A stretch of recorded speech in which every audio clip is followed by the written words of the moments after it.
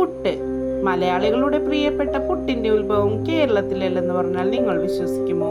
16-ാം നൂറ്റാണ്ടിൽ പോർച്ചുഗീസുകാരാണ് ഈ വിഭവം നമ്മുടെ നാട്ടിലെത്തിച്ചത്. കടൽ യാത്രകൾക്കിടയിൽ സൈനികർക്ക് വേണ്ടി ഉണ്ടാക്കിയിരുന്ന ആ വിഭവം ഇന്ന് നമ്മുടെ വികാരമായി മാറിയത് എങ്ങനെയാണ്?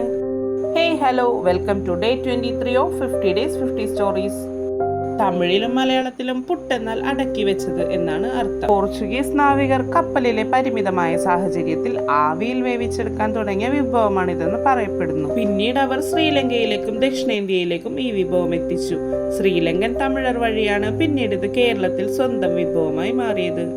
പണ്ട് മുളയുടെ കഷ്ണങ്ങളിലും ചിരട്ടയിലുമാണ് പുട്ട് പുഴുങ്ങിയിരുന്നത്. ലോകത്തിലെ ഏറ്റവും പഴയ സിസ്റ്റം കുക്കിംഗ് വിഭവങ്ങളിൽ ഒന്നാണിത്. ഇന്ന് പുട്ടും കടലക്കറിയും ലോക പ്രശസ്തമാണെങ്കിലും ഈ രുചിക്ക് പിന്നിൽ നൂറ്റാണ്ടുകളുടെ ഈ വിദേശ ചരിത്രവുമുണ്ട്.